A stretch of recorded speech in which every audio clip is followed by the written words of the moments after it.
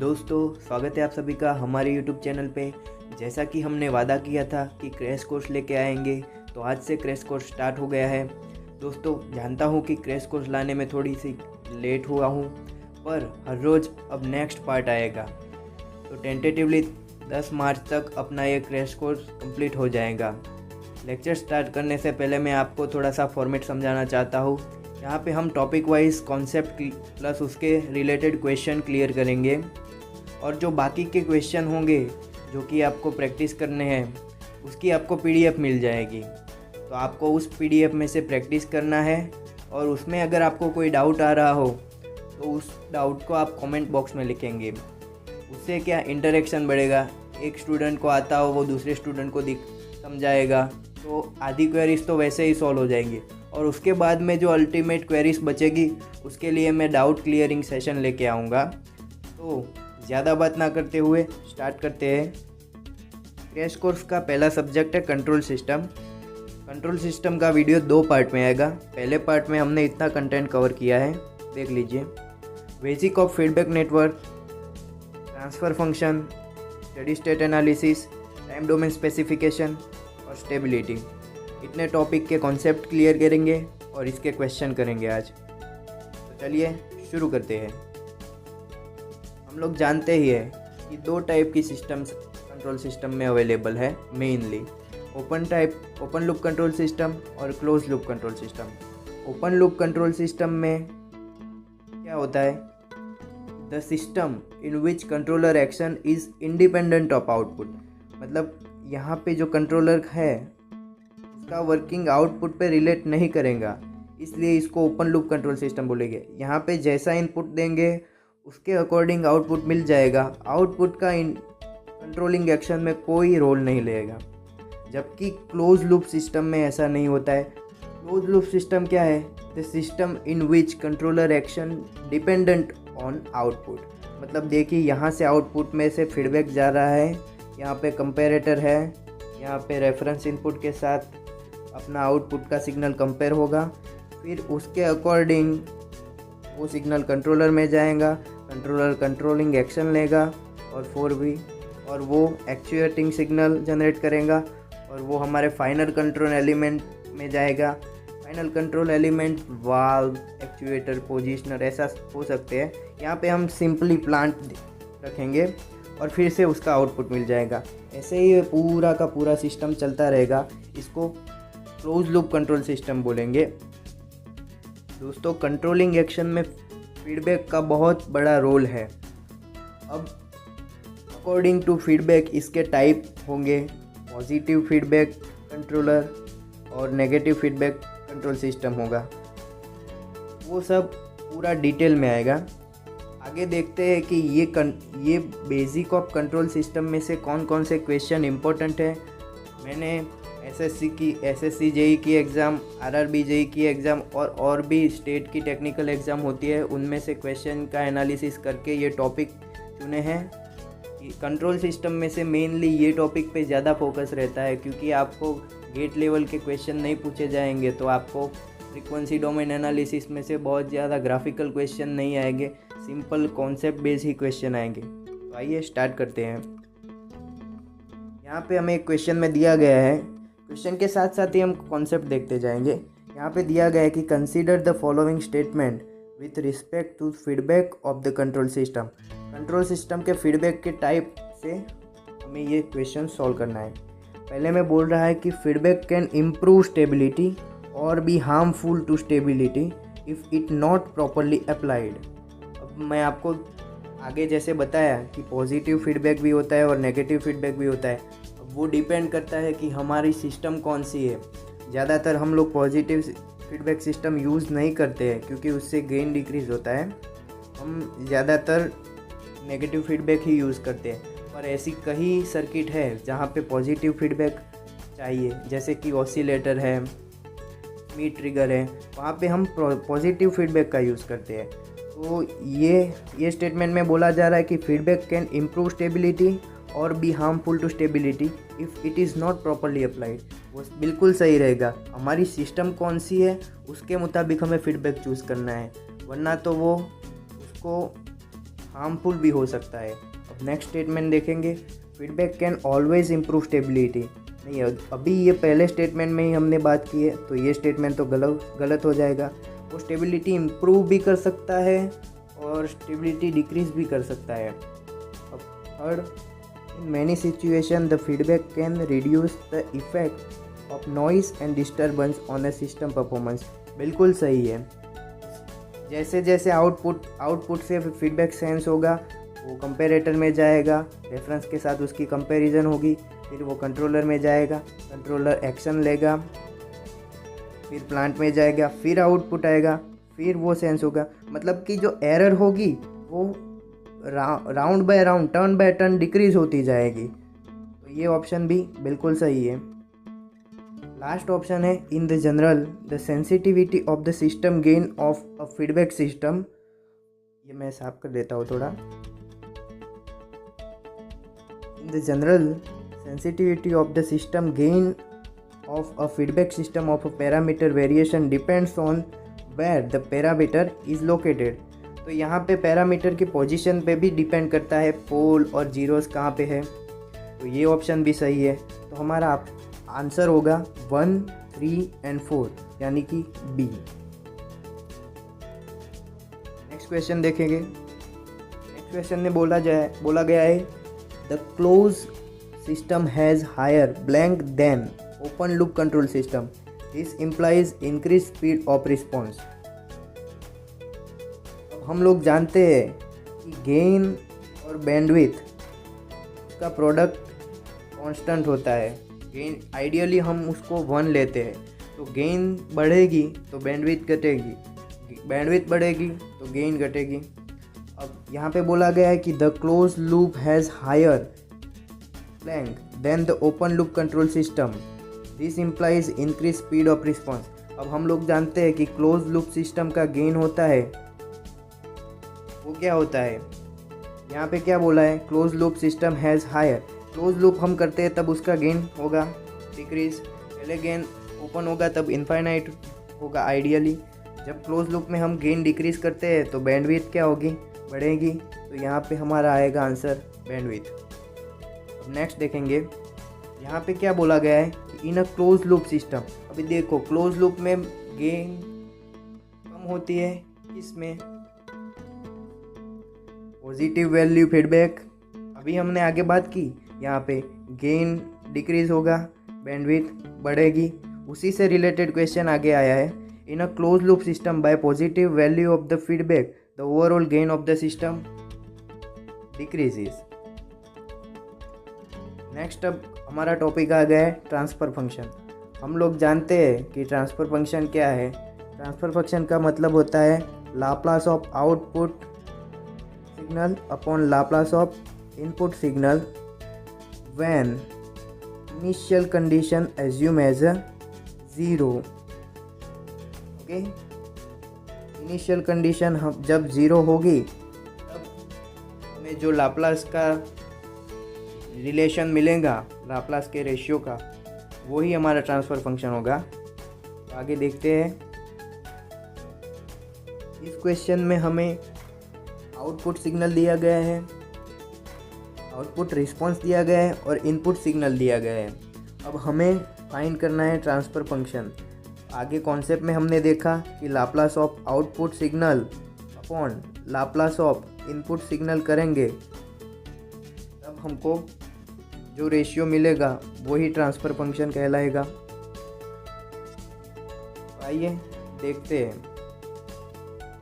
हमें input signal दिया गया है 1 - e⁻⁻t। इनपुट हमारा है 1 - e⁻⁻t और आउटपुट हमारा है 1 - e⁻⁻2t। वो है 1 - e⁻⁻t और ये है आउटपुट है 1 - e⁻⁻2t।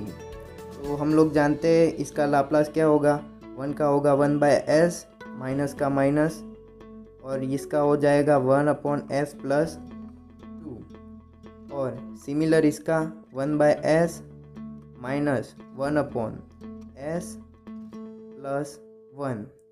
अब ये वैल्यू जो मिली और ये वैल्यू मिली उसका रेशियो लेना है। मैंने अच्छे से ये क्वेश्चन का आंसर निकाल के रखा हुआ है, चलो वहीं से देख लेते हैं। देखिए, ट्रांसफ़र फंक्शन मतलब Laplace of output upon Laplace of input. यहाँ पे हमें आउटपुट फंक्शन दिया गया है, उसका इन्वर्स लाप्लास निकालेंगे, ये होगा। इनपुट फंक्शन दिया गया है, उसका इन्वर्स लाप्लास निकालेंगे, ये होगा। उसको सिंप्लीफाई किया है यहाँ पे, ये s+2 minus S upon S into s+2 LCM लेके, यहाँ पे भी वैसे एलसीएम लेके सिंप्लीफाई किया गया है। अब यहाँ पे transfer function is equal to Laplace of output upon Laplace of input, और यहाँ पे s चले गए, ये s+1 ऊपर चला गया, हमें मिल जाएगा 2s+1 अपॉन s+2, यानी कि हमारा आंसर होगा सी। नेक्स्ट क्वेश्चन देखेंगे। नेक्स्ट क्वेश्चन में बोला गया है when deriving the transfer function of a linear element. Transfer function जब हम निकालते हैं लीनियर एलिमेंट का तब क्या होता है वो पूछा है। Both initial condition and loading are taken into account. हम लोग जानते हैं कि transfer function is equal to Laplace of output upon Laplace of input when initial condition assume to be 0। मतलब ये ऑप्शन तो आ नहीं सकता है। अब देखेंगे, initial condition are taken into account but the element is assumed to be not loaded, ये भी नहीं हो सकता है। आगे, initial condition are assumed to be 0, हाँ ये हो सकता है। और आगे देखेंगे, but loading is taken into action. जब हम इनिशियल कंडीशन को 0 एज्यूम करते हैं तब क्या होता है, जो आउटपुट और इनपुट दिया गया होता है उसको तो हम कंसीडर करते ही है, तो ये बिल्कुल सही है, आंसर सी होगा।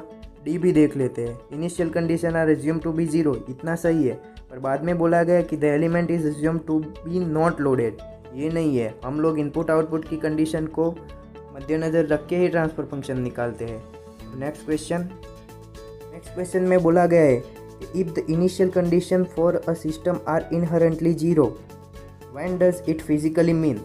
जो आगे का क्वेश्चन था उसी से रिलेटेड है कि अगर इनिशियल कंडीशन 0 है तो उसका मतलब क्या होता है। The system is at rest but stores energy, the system is working but doesn't store energy, ये नहीं हो सकता, ये भी नहीं हो सकता।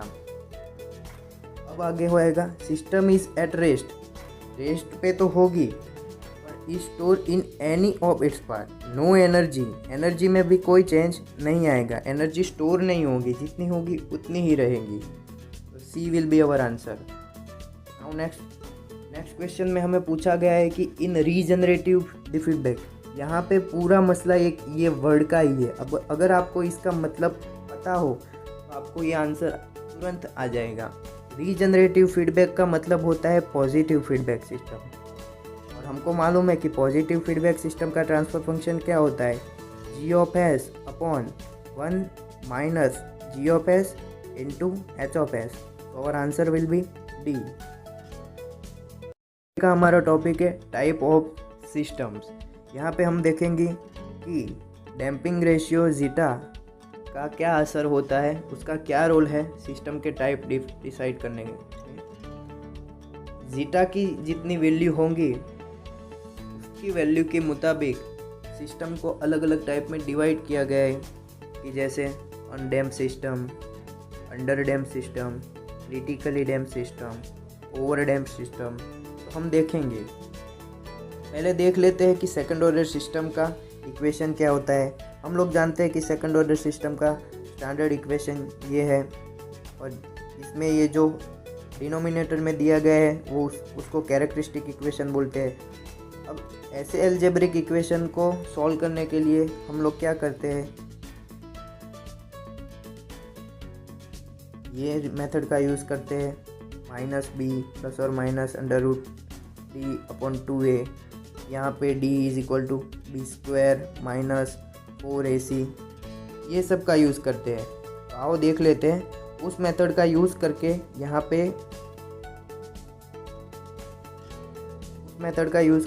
पे हमने इसके रूट निकाले और इसका रूट ये हुआ है। अब ये रूट में जीटा की वेरियस वैल्यू पुट करेंगे और और हमें अलग अलग चेंजेस दिखने को मिलेंगे। जीटा की वैल्यू जैसे चेंजेस होगी 0 से 1 में, वैसे वैसे ये रूट है, ये पोल है, पोल के लोकेशन में चेंजेस आएंगे। तो हमें यहाँ पे समझना है कि जीटा जैसे जैसे चेंज होगा वैसे वैसे पोल के लोकेशन में क्या क्या चेंजेस आते हैं, उससे रिलेटेड काफ़ी कॉन्सेप्चुअल क्वेश्चन आते हैं। अगर आपको ये बात अच्छे से आती हो तो आप चुटकियों में क्वेश्चन कर पाओगे। तो चलिए देखते हैं। वो जो इक्वेशन मिला उसमें जीटा इज इक्वल टू 0 रखेंगे, तो जीटा मतलब डैम्पिंग फैक्टर, डैम्पिंग ही नहीं होगा तो हमारी सिस्टम क्या वो कहलाएंगी, अनडैम्प सिस्टम। और यहाँ पे ये पार्ट हमारा 0 हो जाएगा तो हमारे पास सिर्फ इमेजनरी पार्ट बचेगा, ये तो इमेजनरी रूट्स ही मिलेंगे हमें। यहाँ पे जीटा की वैल्यू 0 से 1 होगी, हमें कॉम्प्लेक्स कॉन्जुगेट पोल्स मिलेंगे। यानी कि देखो, जब जीटा की वैल्यू 0 होगी तब यहाँ पे मिलेंगे पोल्स, जब जीटा की वैल्यू 0 से 1 में होगी तब एक यहाँ पे मिलेगा और दूसरा यहाँ पे मिलेगा। जब जीटा की वैल्यू 1 होगी तब रियल और रिपीटेटिव पोल्स मिलेंगे। यानी कि ये सिस्टम कौन सी होगी, क्रिटिकली डैम्प्ड सिस्टम होगी। यहाँ पे हमें रियल रिपीटेटिव पोल यहाँ पे मिलेंगे, यहाँ पे 2 पोल होंगे। और जब जीटा की वैल्यू 1 से ज़्यादा होगी तब सिस्टम ओवरडैम्प सिस्टम कहलाएगी। और क्या होगा, यहाँ पे हमें रियल और नॉन रिपीटेड पोल्स मिलेंगे। तो एक बार आप देख लीजिएगा, मैं इसको पूरा सा क्लियर कर देता हूँ। नेक्स्ट चलते हैं, ये कॉन्सेप्ट का यूज़ हम क्वेश्चन में करेंगे। तो हम लोग जानते हैं, हमने बात की, क्या बात की, आगे जीटा, उसके ऊपर से सिस्टम। वैसे ही टाइम डोमेन, कोई भी सिस्टम का एनालिसिस 2 तरीके से किया जा सकता है, एक टाइम डोमेन एनालिसिस, दूसरा frequency domain analysis. Frequency domain analysis हम नेक्स्ट पार्ट में देखेंगे। यहाँ पे बात करते हैं टाइम डोमेन एनालिसिस की। कोई भी सिस्टम का रिस्पॉन्स होता है उसको हम 2 पार्ट में डिवाइड करते हैं, 1 transient response, another steady state response. Transient response वो होता है जो स्टेडी स्टेट रिस्पॉन्स से पहले ख़त्म हो जाता है। स्टेडी स्टेट रिस्पॉन्स में सिस्टम स्टेबल हो जाती है, यहाँ पे थोड़ी देर के लिए सिस्टम मतलब ऑसिलेटरी होती है। ये पूरा का पूरा, इसका एनालिसिस अलग मेथडों से होता है और इसका एनालिसिस अलग मेथड से होता है। यहाँ पे ट्रांजिएंट रिस्पॉन्स ख़त्म होने के बाद स्टेडी स्टेट में हमारे सिग्नल और हमारी जो डिज़ायर्ड वैल्यू थी उसके बीच में यहाँ पे ख़त्म होता है हमारा, यहाँ पे चलो ये हमारा स्टेडी स्टेट है और हमारा डिज़ायर वैल्यू ये नीचे थी, 1 थी। तो ये डिफरेंस बचा, वही उसको बोलते हैं स्टेडी स्टेट एरर। इसके कॉन्सेप्ट पे बहुत सारे क्वेश्चन आ गए हैं, आगे मैं आपको शॉर्ट ट्रिक बताऊंगा जिससे कि आप ये इजीली सॉल्व कर सकेंगे। आइए देखते हैं time domain analysis. Time domain analysis में ये थोड़े कॉन्सेप्ट है, 4-5 कॉन्सेप्ट है, आपको इसके फॉर्मूला याद रखने हैं। राइज टाइम किसको बोलते हैं, time taken by the response for reaching 0 to 100%। मतलब पूरा का पूरा रिस्पॉन्स 0 to 100% पहुँचने में जितना टाइम लगता है उसको राइज टाइम बोलते हैं। और क्रिटिकली डैम्प्ड सिस्टम में 0 to 95% होता है उसका वैल्यू, और ओवर डैम्प्ड सिस्टम में 10 to 90%। पीक टाइम क्या होता है, time taken by the response to reach its peak value. Maximum value कितनी है, ये पीक वैल्यू, यहाँ तक पहुँचने के लिए जो टाइम लगेगा उसे पीक टाइम बोलेंगे।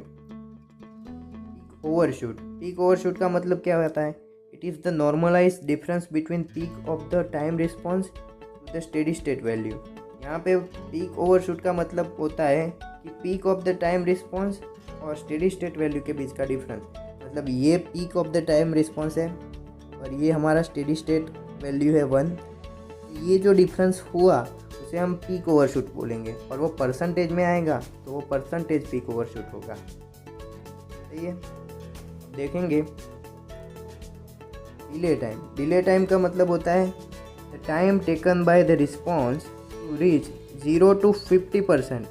आधा पहुंचने के लिए जितना टाइम लगेगा 0 to 50%, उसको ही डिले टाइम बोला जाएगा। और उसका फॉर्मूला ये है फ्रेंड्स, आप सबको ये फॉर्मूला याद करना है क्योंकि इसके बेस पे क्वेश्चन आते हैं। सेटलिंग टाइम होता है it is the time taken by the response to reach its final steady state. मतलब कि फाइनल स्टेडी स्टेट में पहुंचने के लिए जितना टाइम लगा उसे सेटलिंग टाइम बोलते हैं। वैसे ही टाइम पीरियड ऑफ ऑसिलेशन, मतलब कि कितने ऑसिलेशन है इतने टाइम पीरियड में, वो हमें फाइंड करने हो नंबर ऑफ ऑसिलेशन, तो ये इक्वेशन से कर सकते हैं। इससे कभी कभी क्वेश्चन आ जाते हैं, तो आप देख लेना। आप सबको इस टॉपिक से जितने क्वेश्चन होंगे सब पीडीएफ में मिल जाएंगे। आपको उसकी प्रैक्टिस करनी है और क्वेरी हो तो कमेंट बॉक्स में लिखना है। अब चलो, इसमें कुछ ज़्यादा समझाने की बात नहीं, पैरामीटर है और इक्वेशंस ही है। तो नेक्स्ट क्वेश्चन देखेंगे। यहाँ पे मैंने ग्राफ में पूरा समझाया है। ये 50% पहुँचेगा तब जितना टाइम लगेगा वो डिले टाइम होगा। ये 100% पहुँचेगा तब जितना टाइम होगा राइज टाइम होगा।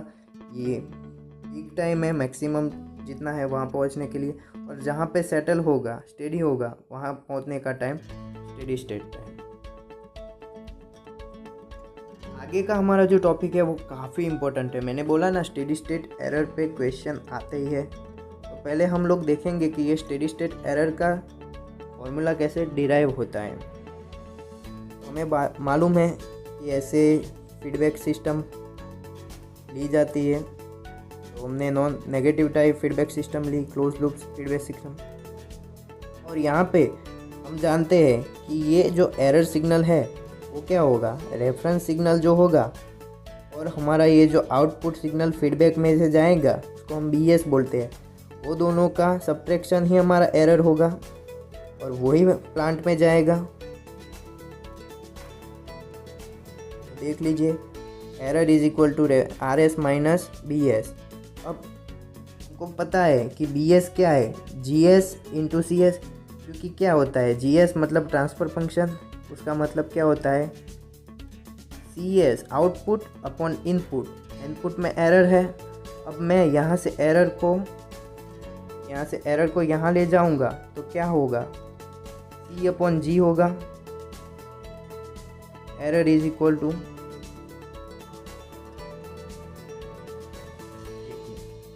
तो वैसे ही ये क्या है, हमको क्या है फीडबैक की वैल्यू फाइंड करनी है। फीडबैक की वैल्यू कौन सी है, आउटपुट होगा वही होगा। तो क्या होगा, G इंटू E वही C होगा और C ही यहाँ पे B होगा। BS की जगह पे हमें GS इंटू ES पुटअप कर देना है।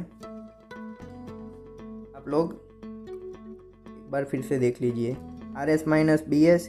अब ये CS है वही BS है और हमें पता है B इज इक्वल टू क्या होगा, G इंटू E होगा। तो वो यहाँ पे पुट करके हमने एरर का फॉर्मूला निकाला है। और स्टेडी स्टेट मतलब क्या होगा, T is equal to infinite, T tends to infinite पे जो वैल्यू मिलेंगी वही, उसको ही हम स्टेडी स्टेट बोलते हैं। तो यहाँ पे इसको T टेंड्स टू 0 पे मेज़र करना है और जो वैल्यू आएगी वही हमारी स्टेडी स्टेट एरर होगी। दोस्तों, इस मेथड से अगर आप सम करोगे तो वो थोड़ा लेंदी होगा, इसलिए मैं आपको 2 टेबल दिखाता हूँ। वो 2 टेबल अगर आप अपने माइंड में बिठा लेंगे तो उससे आपके आंसर चुटकियों में आना शुरू हो जाएंगे। देखते हैं, ये है टेबल नंबर 1 और ये है टेबल नंबर 2। अब मैं आपको अप्रोच सिखाता हूँ। कोई भी स्टेडी स्टेट एरर का क्वेश्चन आए तो कैसे अप्रोच करना है, कैसे सॉल्व करना है। पहले आपको देखना है कि सिस्टम का टाइप कौन सा है और दूसरा सिस्टम को कौन सा इनपुट अप्लाई किया गया है। अगर सिस्टम के टाइप और इनपुट सेम हो, मतलब कि सिस्टम का टाइप 1 हो और इनपुट में दिया गया हो रैम्प। हम जानते हैं रैम्प यानी कि T, मतलब कि इसका जो पावर है वो भी 1 है और यहाँ पे हमारी सिस्टम का टाइप भी 1 है। तो ये इक्वल हुए। मतलब अगर मैं टाइप 1 सिस्टम में रैम्प सिग्नल को दूंगा तो मुझे एरर मिलेगी ही मिलेगी, मतलब मेरी एरर फाइनाइट होगी। अगर मैं यहाँ पे टाइप मेरा 1 है सिस्टम पर मैं इनपुट चेंज करके पैराबोलिक इनपुट दे देता हूँ t², तो यहाँ पे क्या हुआ, मेरा इनपुट का टाइप 1 है और इनपुट 2 है और सिस्टम का टाइप 1 है, यानी कि ये है सिस्टम का टाइप, वो इनपुट से छोटा हुआ, हमारी ये कंडीशन फॉलो होगी और उससे हमें एरर इनफाइनाइट मिलेंगी। जबकि देखूँ मैं, हमारी सिस्टम का टाइप है 1 और हम यहाँ पे स्टेप सिग्नल दे रहे हैं, स्टेप सिग्नल यानी कि t⁻0। तो यहाँ पे टाइप 1 है और यहाँ पे इनपुट हम स्टेप दे रहे हैं, तो क्या हुआ, type is greater than input, तो हमें एरर 0 मिलेगी। तो ये क्वेश्चन हमको ऐसे ही सॉल्व करने हैं। पहले देखना है कि सिस्टम का टाइप कौन सा है और इनपुट कौन से टाइप का है। अगर type is equal to input मिले तो एरर मिलेगी, या अगर सिस्टम का टाइप और इनपुट की जो पावर है वो सेम नहीं होंगी तो या तो आपका आंसर इनफाइनाइट आएगा और 0 आएगा। इनफाइनाइट कब आएगा, जब टाइप होगा सिस्टम का वो इनपुट से छोटा होगा। 0 कब आएगा, जब टाइप बड़ा होगा। तो ऐसे ही दूसरा टेबल देख लेते हैं। चलो दूसरा टेबल देखते हैं। दूसरे टेबल में बात की गई है 3 स्टैंडर्ड इनपुट की। यही मोस्ट ऑफ इनपुट आते हैं क्वेश्चन में, या इससे आगे के कोई इनपुट आपको देखने को नहीं मिलेंगे। अभी एग्ज़ाम में मैंने देखा है, नोटिस किया है कि ये टॉपिक में से काफ़ी क्वेश्चन आते हैं, तो आपको ये दोनों टेबल याद करने हैं। यहाँ पे हम देखेंगे कि जब हमें स्टेप इनपुट दिया गया हो तब हमें एरर का ये फॉर्मूला यूज़ करना है। यहाँ पे a/1 + kp, यहाँ पर kp की वैल्यू क्या है, डीसी गेन है, वो limit s tends to 0 g of s है। मतलब कि हमारा जो ट्रांसफ़र फंक्शन है उसका ओपन लूप ट्रांसफ़र फंक्शन है, उसका Laplace at s tends to 0 पे। वैसे ही यहाँ पे a/kv, a/ka। यहाँ पे मैं आपको p, v और a का मतलब समझा देता हूँ। ये kp मतलब पोजीशन कांस्टेंट होता है, kv मतलब वेलोसिटी कांस्टेंट होता है और ये ka मतलब एक्सेलरेशन कांस्टेंट होता है। तो आपको ये भी ध्यान में रखना है। इससे काफ़ी क्वेश्चन आते हैं, प्लीज़ इसे याद रखना। अब नेक्स्ट देखते हैं क्वेश्चन। अब ये क्वेश्चन में हमें बोला गया है कि the steady state error for the unity feedback system for input are t²/2 to the system g of s। यहाँ पे सिस्टम दी गई है, यहाँ पे हमें इनपुट सिग्नल भी दिया गया है और सिस्टम का ट्रांसफ़र फंक्शन भी दिया गया है और हमें फाइंड करनी है उसकी स्टेडी स्टेट एरर यानी कि ESS। तो कैसे होगा, चलिए देखते हैं। मैं पहले आपको अप्रोच लेना सिखाऊंगा, फिर इसका सॉल्यूशन सिखाऊंगा। हमें पहले क्या देखना है, सिस्टम का टाइप कौन सा है और सिस्टम का इनपुट की पावर कौन सी है। यहाँ पे हमारे पास है इनपुट t² के फॉर्म का, मतलब ये हमें पावर मिल गई 2। अब देखते हैं सिस्टम का टाइप कौन सा है। अब मैं आपको सिस्टम का टाइप निकालना सिखाता हूँ। सिस्टम हमारा है k × s + 2। यहाँ पे पोल एट ओरिजिन जितने मिलेंगे हमें वही टाइप कहलाएगा। यहाँ पे डिनोमिनेटर में s है और यहाँ पे भी s कॉमन निकलेगा, तो वो as और ये कॉमन निकलेगा वो s, दोनों मिलके हो जाएंगे s²। तो s² हो जाएगा, इधर क्या होगा s² + 7s + 12। इसका भी फैक्टराइजेशन होगा। 12 मतलब 4 3 = 12, यानी कि हमें मिलेगा s + 4 × s + 3। ये हमारा पूरा ट्रांसफ़र फंक्शन आया। यहाँ पे हम देखेंगे कि हमारा टाइप भी 2 है और इनपुट का पावर भी 2 है, मतलब कि type is equal to input, यानी कि हमें एरर मिलेंगी, तो हमें वो फाइंड करना होगा।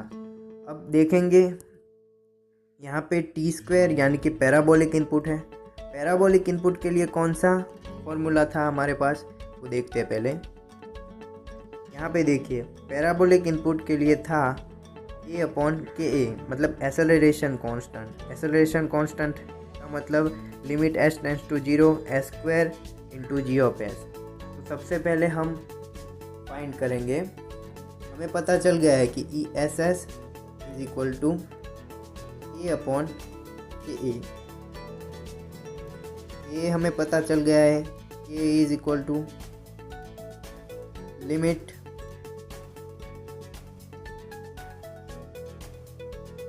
में हमको लेना है G of S. G of S में हमने अभी फाइंड किया के into S plus 2 upon S square into S plus 4 into S plus 3।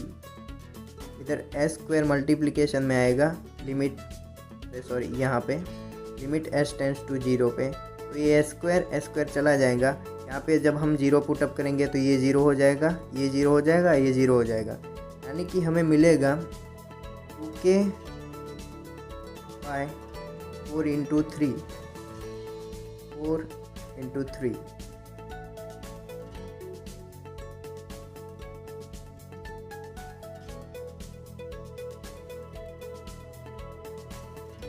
मतलब कि हमें मिला कि a इज इक्वल टू के बाय 6।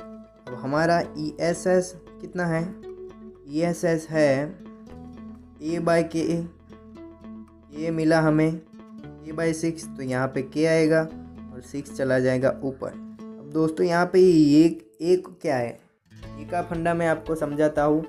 ए है वो इनपुट से रिलेटेड है, इनपुट का कोएफिशिएंट कौन सा है उसके पर डिपेंड करेगा। तो यहाँ पे हम देखते हैं हमारा इनपुट है आर टी स्क्वायर बाय 2। हमें इसका लाप्लास हम जब इसका लाप्लास लेकर इसको आर ऑफ एस के फॉर्म में लाएंगे अब क्या होगा, स्क्वायर है तो उसका 2 अपॉन एस क्यूब हो जाएगा। हमारा है आर टी स्क्वायर बाय 2, तो आर बाय 2 वैसे ही आएगा, तो यहाँ से 2 निकल जाएंगे, मिलेगा आर बाय एस क्यूब। तो जो ये आर है वो हमारा ए है, तो ए की जगह पे हम आर पुट करेंगे। हमारा आंसर क्या होगा, हमने पहले देखा था कि के ए इज इक्वल टू के बाय 6 हुआ है, और ई एस एस क्या 6, ए की जगह पे आर और ये के यहाँ पे आ गया, 6 ऊपर चला गया और ए की जगह पे आर। आपको मैं सही से दिखा देता हूँ। देखो ये है हमारा ट्रांसफ़र फंक्शन, इसको हमने सिंप्लीफाई किया। यहाँ पे है इनपुट सिग्नल, इसका लाप्लास ट्रांसफॉर्म ले लिया। फिर यहाँ पे हमको पता है E S S is equal to A upon के ए, और वहाँ जहाँ पे के ए का मूल्य क्या होता है, limit S tends to 0 S square into G of S, वो यहाँ पे पुटअप किया और यहाँ से के ए की वैल्यू निकाली और ये के ए की वैल्यू यहाँ पे रख दी। तो यहाँ से हमें E S S is equal to 6 A by K मिला, पर ए क्या है, तो ए यहाँ से मिला हमको, यही आर है, तो यहाँ पे पुट किया तो हमारा आंसर होगा 6R बाई के, बी आंसर। देखते हैं नेक्स्ट क्वेश्चन दिखाने से पहले मैं आपको यही क्वेश्चन आगे की लेंथी मेथड से भी सॉल्व करके दिखाना चाहूँगा, ताकि आपको अगर ये मेथड अच्छी ना लगे तो आप वो मेथड भी फॉलो कर सकते हो। तो आइए वो देख लेते हैं। वो मेथड में क्या था कि ई एस एस का ये फॉर्मूला था, limit S tends to 0 S into R of S upon 1 plus G S. यहाँ पर हमें आर ऑफ एस की वैल्यू पुटअप करनी है और जी ऑफ एस की वैल्यू पुटअप करनी है। आर ऑफ एस की वैल्यू हमने आगे निकाली, आर अपॉन एस क्यूब, वो हमने यहाँ पे पुटअप कर दी, और यहाँ पे जी ऑफ एस की वैल्यू जो हमने आगे सिंप्लीफाई करके निकाली थी वो रख दिया। अब यहाँ पे क्या होगा, एलसीएम निकलेगा इसका ये, और सिंप्लीफाई होगा, यहाँ से एस स्क्वायर चले जाएंगे और ये ऊपर चला जाएगा यहाँ पे, तो हो जाएगा R into S plus 4 into S plus 3 upon S square S plus 4 into S plus 3 plus K into S plus 2। यहाँ पे हम एस टेंड्स टू 0 करेंगे तो जहाँ पर भी एस है वहाँ पे 0 आ जाएगा, तो ऊपर होगा ये पर 0 0 0, 4 इंटू 3 इंटू आर, यानी कि 12R। नीचे ये तो पूरा एस वाला है, ये निकल जाएगा क्योंकि इंटू में एस है। यहाँ पे नीचे आएगा के इंटू 2, यानी कि 2K, और उसको सिंप्लीफाई करेंगे तो हमें आंसर मिल जाएगा 6R/K। आपको जो भी मेथड अच्छी लगे आप उसके साथ जा सकते हैं। आइए नेक्स्ट क्वेश्चन देखते हैं। नेक्स्ट क्वेश्चन में बोला गया है कि ramp input applied to a unity feedback system result in a 5% steady state error.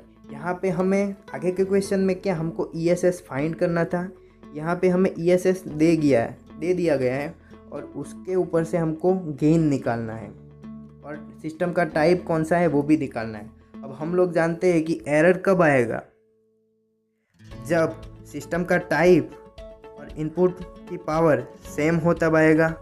अब हमें यहाँ पे क्या बोला गया है, रैंप इनपुट। हम जानते हैं रैंप इनपुट यानी कि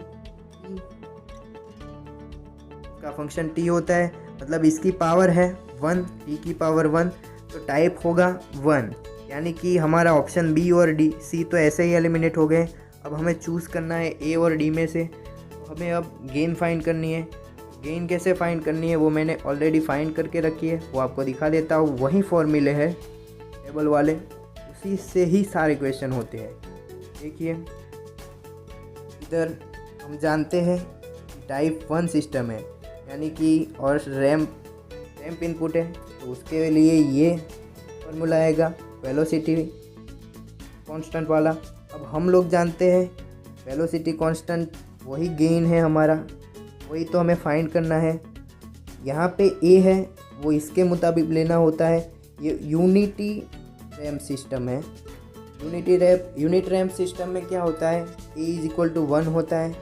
यहाँ पे हमने ए इज इक्वल टू 1 पुटअप कर दिया, तो हमें ये मिल गया 1/kV, और हमें ये 5% दी हुई है, मतलब 0.05 हो जाएगा। उसको वैल्यू में निकालेंगे तो ये kV इधर चला जाएगा और ये इधर आ जाएगा। उसको सिंप्लीफाई करेंगे तो 100/5, तो kV हमें मिल जाएगा 20।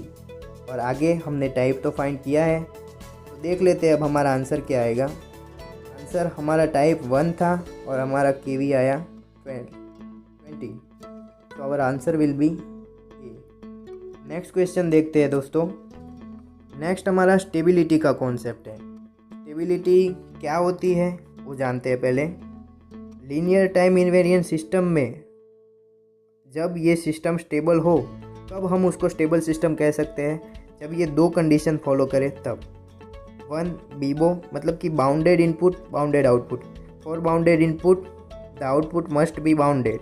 और दूसरी है if the input to the system is 0 the output must be 0 irrespective of initial condition.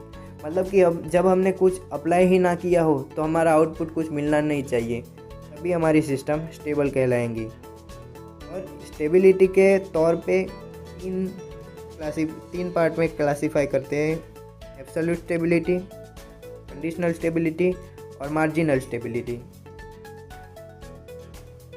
और टाइम डोमेन में स्टेबिलिटी फाइंड करने के लिए एक मेथड है राउथ-हर्विट्ज़ मेथड। आप कीजिएगा राउथ-हर्विट्ज़ मेथड। वही मेथड से हम लोग स्टेबिलिटी फाइंड करते हैं, उससे हम रिलेटिव स्टेबिलिटी भी फाइंड कर सकते हैं, वही करेंगे। चलो मैं आपको ये सम है RH क्राइटेरियन का, उसको RH क्राइटेरियन भी बोलते हैं, RH क्राइटेरियन मेथड से आपको पहले सॉल्व करके दिखाता हूँ। ये हमें कैरेक्टरिस्टिक इक्वेशन दिया गया है कोई सिस्टम का, उसको पहले हमको उसके ये जो इक्वेशन है उसके कोएफिशिएंट को ऐसे even power odd power even power odd power में रखना है। ऐसे इवन पावर s का कोएफिशिएंट 1 है, फिर इवन पावर 2 है तो उसका 2 आया, फिर s⁻0 मतलब इवन पावर उसका 10 आया। वैसे ही हमें देखिए ये 2 3 का कोएफिशिएंट 2, फिर 1 का कोएफिशिएंट 1 और आगे कुछ है नहीं यानी कि 0। अब हमें यहाँ पे इसको ये थर्ड स्टेप है वो काफ़ी क्रूशियल है। ये कैसे लाना है, इसका इसके साथ मल्टीप्लिकेशन 2 इंटू 2 4 माइनस इसके साथ 4 माइनस ये 1 इंटू 1 1 बाय ये जो कोने वाला है वो, यानी कि 4 minus 1 by 2 is equal to 3/2। अब इसके लिए हम देखते हैं, इसके लिए ये दोनों का मल्टीप्लिकेशन आएगा। पहले 10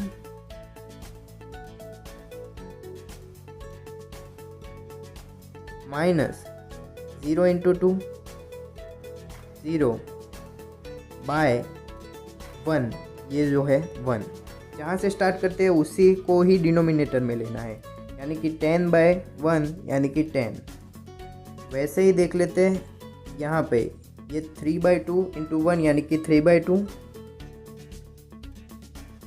और ये 2 इंटू 10 माइनस की 20/3/2। अब इसका सॉल्यूशन निकालेंगे तो आएगा -20 इंटू 2 मतलब -40 प्लस 3 यानी कि -37, और यहाँ पे 3/2 2 चले गए बाय 3, मतलब ये हो गया। आई होप आपको ये कैलकुलेशन करना आ गया होगा। अब यहाँ पे मेन फंडा ये है कि हमें ये पहली कॉलम देखनी है। यहाँ पे पहली कॉलम में अगर कोई साइन चेंज होगा तो ये सिस्टम अनस्टेबल होगी, और जितनी बार साइन चेंज होंगी उतने ही पोल इमेजिनरी एक्सिस के राइट साइड पर ले करते होंगे। मैं एक बार फिर से आपको समझा दूं कि ये जो फर्स्ट कॉलम देखना है, ये फर्स्ट कॉलम में जितने भी साइन चेंजेस होंगे, साइन चेंजेस हो रहा है तो मतलब सिस्टम अनस्टेबल है। साइन चेंजेस नहीं हो रहा है यानी कि सभी के सभी पॉजिटिव है तो पॉजिटिव रहने चाहिए, नेगेटिव है तो नेगेटिव होने चाहिए। पॉजिटिव में से नेगेटिव होगा या फिर नेगेटिव में से पॉजिटिव होगा तो सिस्टम अपना अनस्टेबल हो जाएगा। और जितनी बार ये साइन चेंज होगा, देखो ये पॉजिटिव में से नेगेटिव हुआ एक बार, फिर ये नेगेटिव में से फिर से पॉजिटिव हुआ, यानी कि 2 बार साइन चेंज हुआ है यहाँ पे। 2 पोल हमारे इमेजिनरी एक्सिस के राइट साइड पे ले कर रहे हैं। तो यहाँ पे हमने बोल दिया है कि साइन चेंज हो रहा है यानी कि सिस्टम हमारा अनस्टेबल है। 2 साइन चेंजेस हो रहे हैं तो 2 पोल है वो राइट साइड पे है।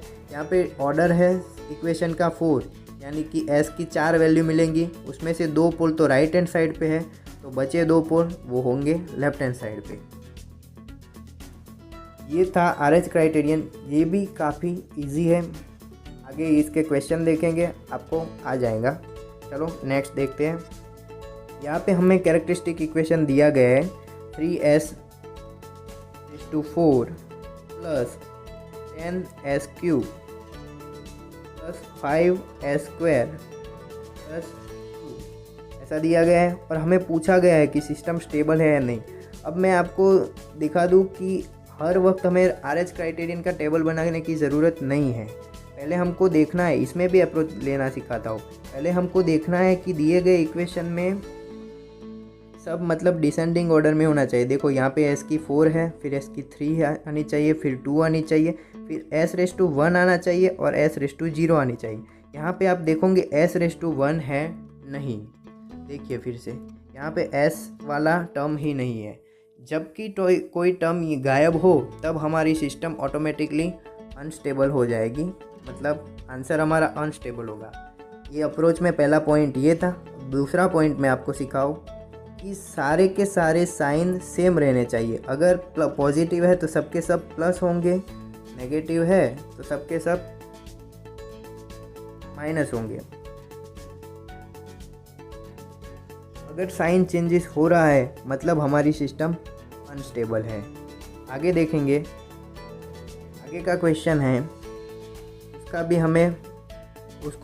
उसमें हमें पूछा गया है कि राइट हैंड साइड पे कितने पोल होंगे। तो पहले हम देखेंगे सिस्टम स्टेबल है या अनस्टेबल है। अनस्टेबल होगी तो हमें राइट हैंड साइड पे पोल मिलेंगे। यहाँ पे देखेंगे 3 वाला है, 2 वाला है, 1 वाला भी है, 0 वाला भी है, और सारे के सारे साइन एक जैसे हैं, यानी कि हमारी सिस्टम है स्टेबल।